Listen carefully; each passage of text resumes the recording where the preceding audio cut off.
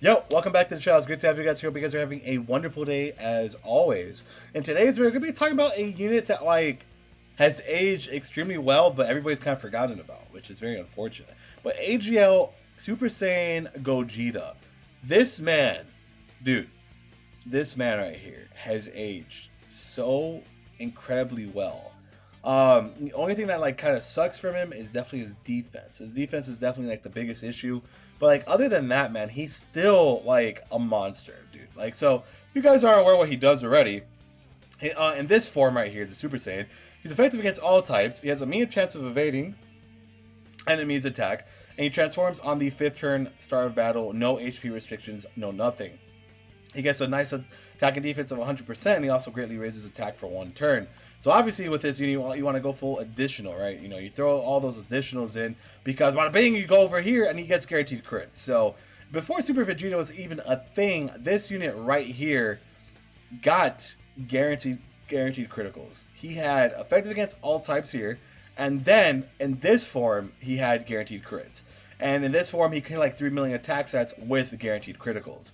And you could probably even push him a bit beyond that. Right, amazing link set, amazing categories. I mean, his defense was all right. He was over 100k ish. This guy was actually top dog for a long time, and I still think he's very good. I see some people either really undermine him or they're wow, he's actually super freaking good. And it's typically always two different extremes with him. It's never I see people just kind of trash him randomly. I'm like, why? I mean, his leader's also good. He is a movie hero's leader of 170% attack, which is still the best movie hero lead that we have till this day. He's the definitive movie hero lead. I mean, this going right here is decent, but he's just 130% with 4 key. You guys know how that goes. And then you have all the sub leaders, and movie heroes is still a very good category, right? That he is also a fusion lead of 170% attack, which that doesn't matter much because you rather just use this guy because again you gain more HP and attack. So you would probably this guy will always probably be the definitive fusion lead. With all the leaders that we currently have, he's still the best one because this is 150, 170% attack, but you get HP and attack with 170 with the 30 LR. So it's pretty poggers. So kind of looking at it again, this guy, right, in this form, he's soaring up 2 million attack stats pretty regularly, right? It's not very difficult for him to get that. And then when he transforms over here, you can get him to 3 to 4s, especially if you get him with max links, dude. This guy could hit some insane numbers. Still one of my rotations to rock in the entire game actually is this right here. You rock 5th year LR Gogeta and him together, and it's it's insane. The amount of damage that these two could do together is ludicrous, right? So imagine if they ever EZA'd this guy, because you'll get an EZA, right? I think that we're at a point that everybody's gonna get an EZA. Imagine this card getting an EZA. They give him 130% attack and defense. They give him sorry. I mentioned it in the previous video, but I have caught a pretty bad little bug. So, I do apologize, but we still got to record, right? Anyways, you give him 130% attack and defense. You change this medium chance into a high chance, so he gets a 50% chance of dodging. And, that's all he needs. And, they greatly raise attack and defense for 1 turn.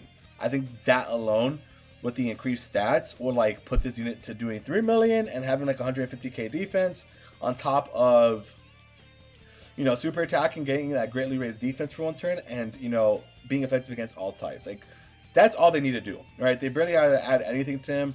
Just increase his stats a bit. Give him a 130% attack and defense, and we're talking some big boy damage, right?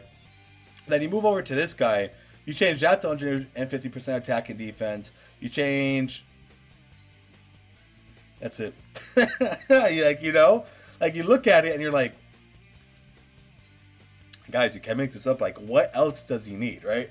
What in God's you change this to greatly raise attack and defense for 3 turns. You change this to 150% attack and defense. He already has a 50% chance of dodging. His stats will already be higher, and you'll be hitting that 4 to 5 million range with guaranteed crits, with the dodges, with increasing his attack and defense, with already having high defense. what else can you really add to this card? Like, his kit, it's still so good. Like, you can't add effective against all types because he already has it. You can add crit because he already has it. Like, he has guaranteed effective against all types and crit. You know, so like, what in the world can you actually do besides giving him more attack and defense power? You can't. This is just one of those units that you have to be very, very careful with, right? You have to be, like, this EZA right here, I feel like they would have to be so cautious with this EZA. And they might not even give him that, like, much extra attack and defense. They might just change that to 120% and change that to, like, 140, right? Because they might be scared. Like, this guy right here, I mean, dude, he's an absolute, like, monster of a card. Absolute monster. And, you know, depending how they go about it, he could definitely either be too broken or, like, people would just be disappointed. And I feel like it's just going to be two different extremes with him, unfortunately. You know? So, again, I think that we could potentially see his EZA in the future.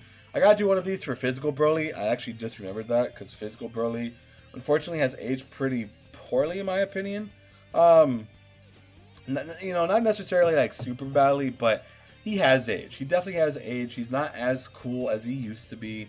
You know, he's definitely fallen off. He's definitely fallen off quite a bit.